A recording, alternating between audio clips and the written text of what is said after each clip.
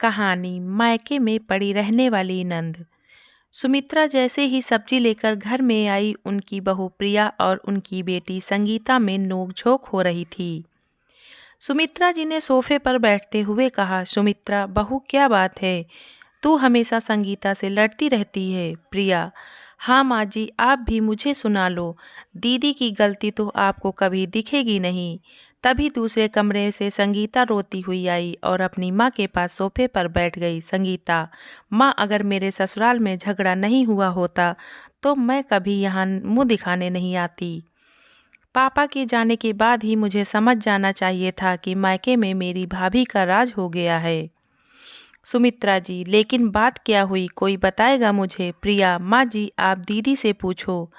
मैंने इनको सिर्फ इतना कहा कि नहाने के बाद कपड़े धोकर डाल दिया करो, सारे ऐसे ही पड़े रहते हैं। संगीता, हाँ मम्मी, भाभी आपके भैया के, अपने और चिंटू के कपड़े तो धो सकती है, लेकिन जब मेरे कपड़े धोने की बारी आती है तो कहती है खुद धो लो।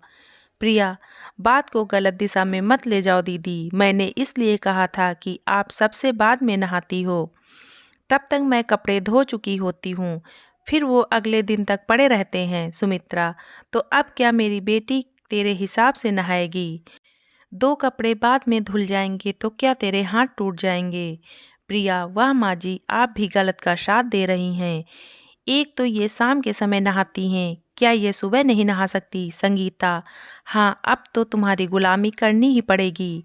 मेरे पापा थे तब तो किसी ने नहीं टोका, मेरी जब मर्जी होती थी नहाती थी। प्रिया, गलत आदतों को बदल लेना चाहिए। मैं तो आपके भले के लिए कह रही हूँ। आप दोपहर को सोकर उठती हो, फिर नहाने जाती हो, कल ससुराल में क्या करोगी? सुमित्रा, बहू तू अंदर जा, अभी मैं बैठी हूँ, सब तेरे हिसाब से नहीं चलेगा। प्रिया बिना कुछ बोले अपने कमरे में चली जाती है। इधर संगीता अपना सामान पैक करने लगती है। सुमित्रा उसे समझाती है लेकिन वह नहीं मानती और अपने पति विनोद को फ़ोन करती है। संगीता, सुनो जी, तुम मुझे आकर ले जाओ, मैं अब यहाँ नहीं रहना चाहती हूँ। विनोद, लेकिन तुमने तो कहा था कि मेरी माँ के साथ नहीं रहोगी। संगीता, मुझे माफ़ कर दो, मैं उनके साथ कभी लड़ाई नहीं करूँगी। शाम को विनोद संगीता को लेने आया। संगीता, भाभी मैं जा रही हूँ और अब शायद कभी नहीं आऊँगी। भैया आए तो उन्हें कुछ मत बताना, नहीं तो परेशान हो जाएंगे। प्रिया, दीदी मैंने जो कुछ कहा उसे याद रखना, ससुराल में ये गलती मत करना। मैं आपकी दुश्मन नहीं हूँ, मैं तो आपका भला चाहती हूँ। संगीता अपनी माँ के गले लगकर कहने लगी। संगीता, बहुत ढील दे रखी है आपने अपनी बहू को, किसी की भी बेइज्जती कर देती है। मैं तो जा रही हूँ, ऐसा ही रहा तो किसी दिन आपको भी बाहर का रास्ता दिखा देगी। सुमित्रा, बेटी तू चिंता मत कर, आने दे चंदन को, इसे ठीक करवाती हूँ।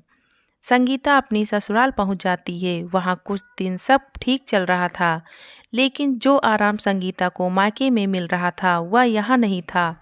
सुबह जल्दी उठकर नहा धोकर सबके लिए नाश्ता और खाना बनाना पड़ता था, फिर दिन भर घर की साफ सफाई, फिर शाम का खाना। ऐसे में उसे मायके की याद आने लगी।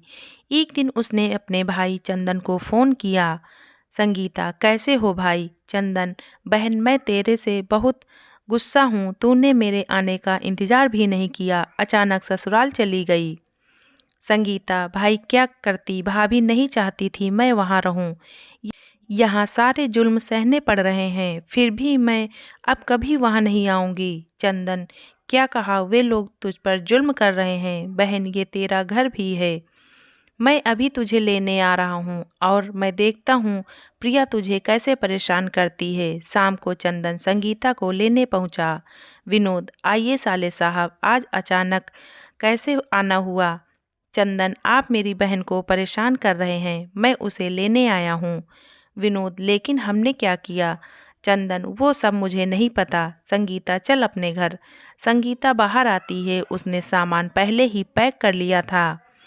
विनोद संगीता से पूछता रहा लेकिन वह बिना कुछ बोले चंदन के साथ घर के लिए रवाना हो गई।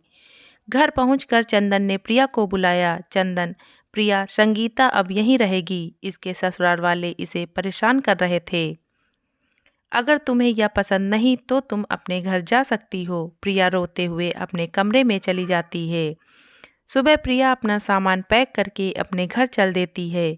चंदन, ये तुम्हारा आखिरी फैसला है, मैं तुम्हें लेने नहीं आऊँगा। प्रिया, जिस घर में सही गलत में फ़र्क ना समझा जाए वहाँ रहने का क्या फ़ायदा। संगीता, भैया आप मेरी वजह से भाभी को मत निकालिए, मैं इनके साथ रह लूँगी। तभी पीछे से विनोद की आवाज़ आती है। विनोद, हाँ हाँ भाभी को रोक लो वरना तुम्हें काम करना पड़ेगा। चंदन, अरे आप यहाँ कैसे। विनोद, भाई तुम्हारी बहन यहाँ इसलिए रहना चाहती है क्योंकि इसे काम नहीं करना पड़ता। अगर तुम्हारी पत्नी चली गई तो इसे यहाँ भी काम करना पड़ेगा। चंदन, संगीता क्या ये सच है। संगीता, भैया मुझसे गलती हो गई, यहाँ सारा काम भाभी करती हैं और ससुराल में सारा काम मुझे करना पड़ता है, इसलिए मैंने झूठ बोला था कि ये मुझे परेशान करते हैं। मैं वहाँ मज़े से रहना चाहती थी। सुमित्रा, बेटी ये तूने अच्छा नहीं किया, जा यहाँ से, आज के बाद कभी यहाँ मत आना।